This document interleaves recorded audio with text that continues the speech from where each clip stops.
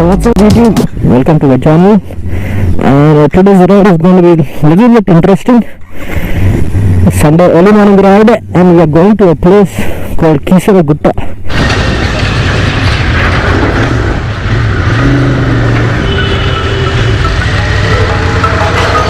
Yeah! Cheddi!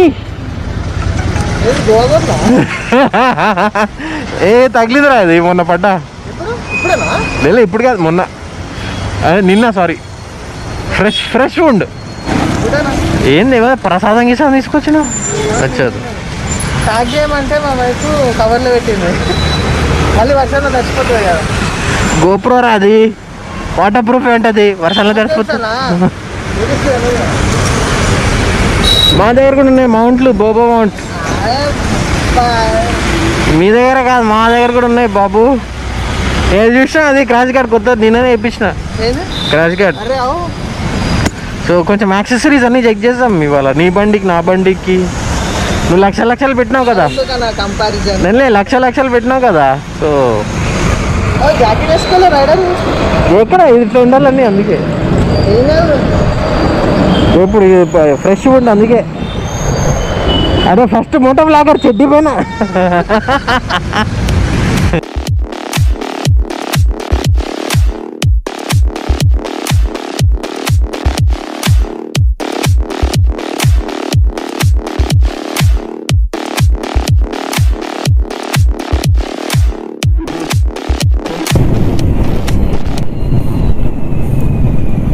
So this is where you can go to the forest. There are some nice eucalyptus trees as well. So that's where we have to go.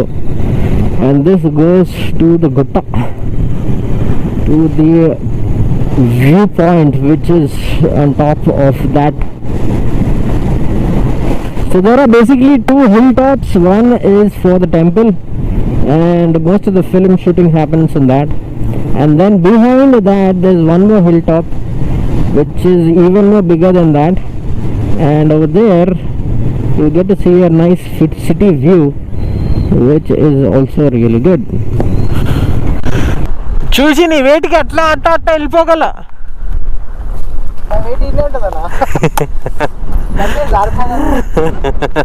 చూడరా అది ఎంత beautiful ఉందో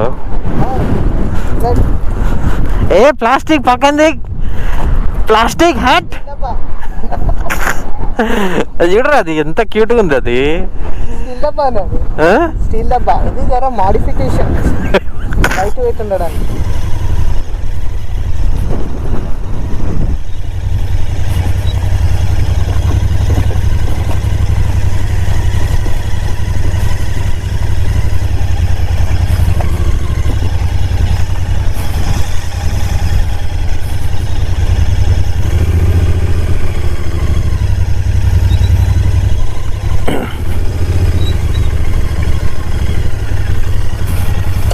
Check out this view, man.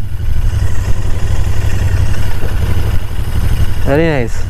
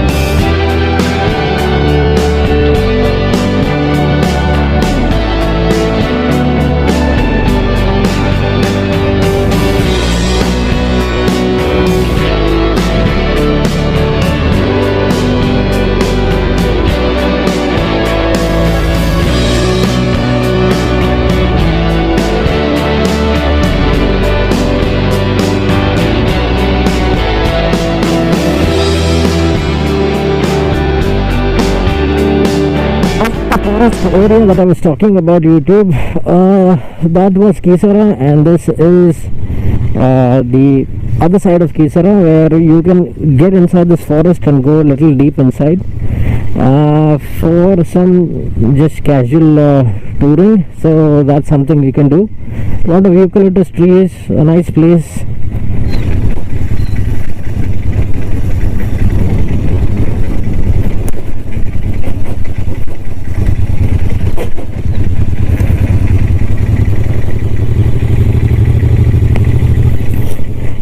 A lot of eucalyptus trees. So I just left it in second gear, and then it's just gliding by itself.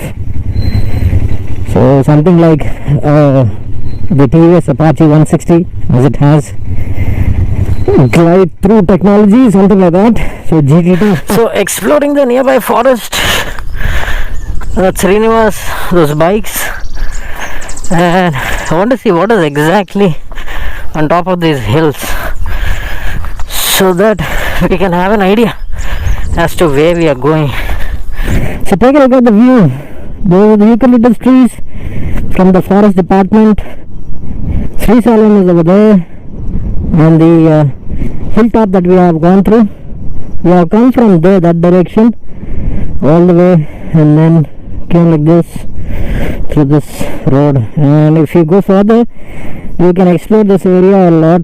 Furthermore, this goes, I think, another 20 to 30 kilometers.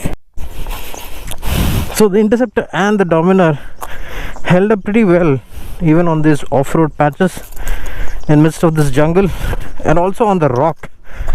So the ground clearance was not a big issue. Both of them handled very well, and especially I was worried about the Interceptor, mainly because of the oil sump or the reservoir. It's right underneath the engine, and in fact it protrudes a little bit forward, so hence I was a little skeptical. But yeah, they managed to do it very well. So heading back after doing some nice exploring inside the Keesara Gutta forest. So the view that you have seen was from this rock. Pretty nice view.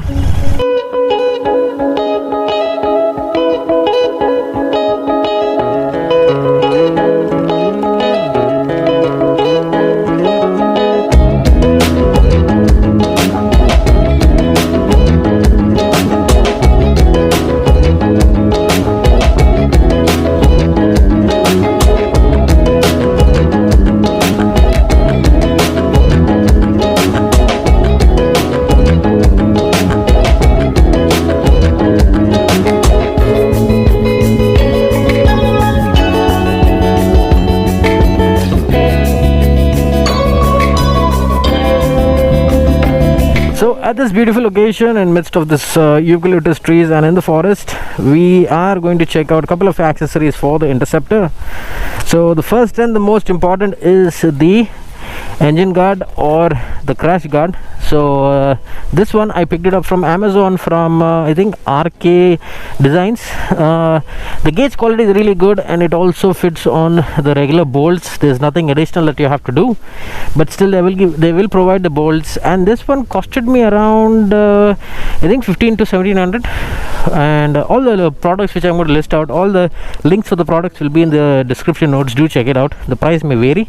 The other thing which I took is a sump guard, but I didn't install it yet, but again from the same manufacturer. It costed me around 800 plus bucks, so that also is there.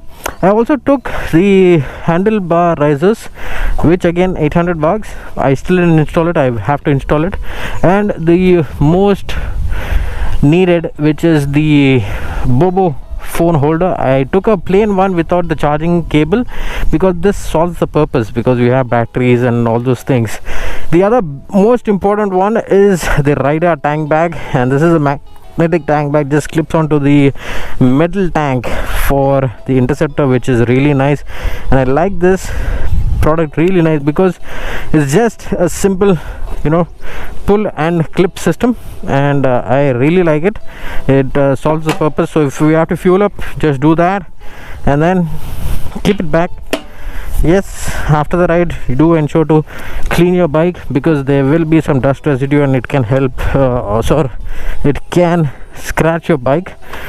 So do that. And yeah, if you have a TPF coating done, it is even more better.